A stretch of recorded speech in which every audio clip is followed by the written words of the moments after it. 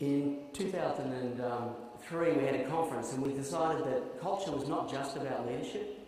There's a lot more to culture development than just the leadership, and everyone owns culture. So we had a conference and we called it "If it's meant to be, it's up to me."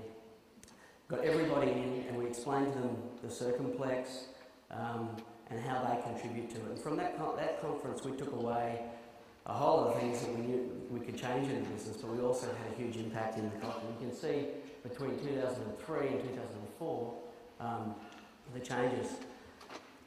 I'll just make a comment there though, that was the last time that we've done an all-in inclusive conference, and there's a few reasons for that, but the main one was I'm getting a bit tired of forcing people to come to these things, to learn about things they'd rather be at home with their family or not interested in that level of it work. So we don't force people into these conferences anymore. We let them come in by application, and we do what's called the PEP, Personal Effectiveness Program, and people come in groups of 15 to 18. We do 5 or 6 of these a year, roughly get about 90 or 100 people through, so we get half the organisation through, and we spend the same amount of money, but it's more per person, and hopefully have a bigger knock-on effect through the ripple effect of that than having people who don't want to be there who seem to tax and drain the energy out of the environment. The other reasons we did it was we bought Millers in 2004, had a whole lot of stuff going on in 2005, and we got quite unwieldy to try and run those conferences.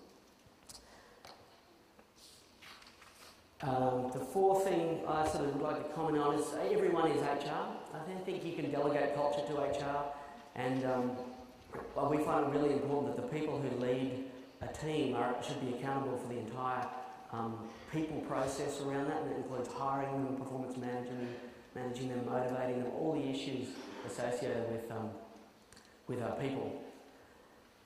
We reviewed our business systems, and every business system is a message of culture. Just have a bit of a drink. There are things that we did. We used to do a quality review where people would get quality checked, and at our annual, what we used to call the awards dinner, which is our achievement dinner, we used to give out first, second and third for the storage centres that won the quality system, the quality awards. And I went up to the guy who came second, and I was stoked for him. He's done a great job, and he'd been sensational. And he was just beside himself with despair that he got second and didn't get first. And to me, it was just such a disconnect between the job I thought he was doing and the job he saw himself doing. So it was such an enlightenment for me to say that little system and that reward system was actually failing the business.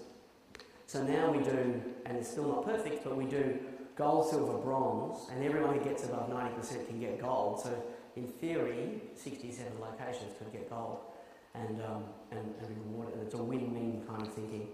Our KPIs are win-win, not win-lose. We don't do any awards which rank people and give the top 5 people something. Everybody should be entitled to achieve something. Another example we had was with our customers. What we used to do, and the industry standard was we would not refund unused rent when you moved out. So you go along, the customer would move out and they'd have 2 weeks rent sitting there for them, and we wouldn't give it back. And to me, that became we sort of challenged the status quo in the industry. I said, that's odd, because customers go to hotels, and if they leave it earlier than they say, they don't have to pay for it. If they give a car back earlier from the car rental company, they don't have to pay for it.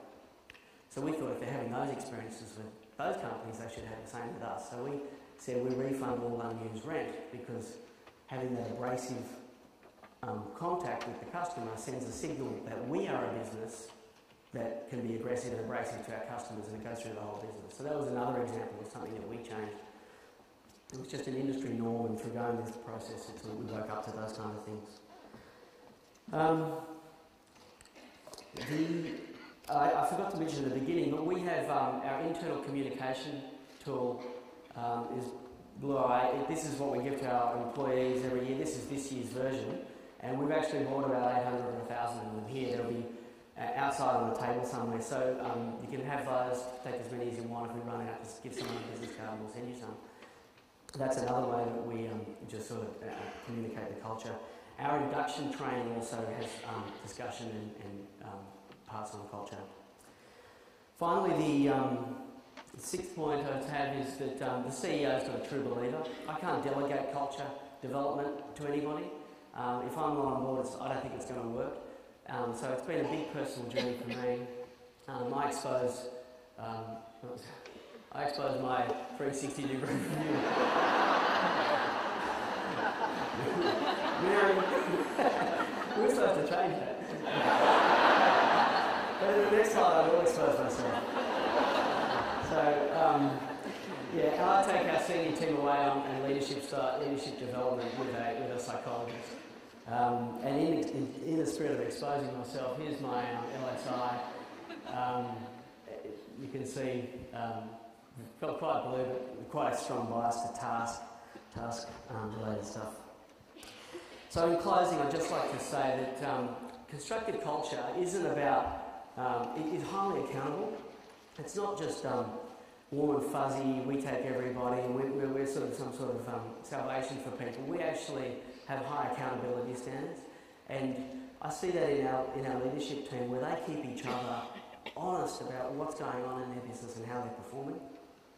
In many respects, I can take a back seat or sit on the side and let them get on with things because they're highly capable and highly motivated. And we don't want rat bags, you know. There are businesses that people can succeed in that are highly competitive. They can go to Macquarie or somewhere else. We don't want them. So at the end of the day, our unwritten rule is fit in or move on.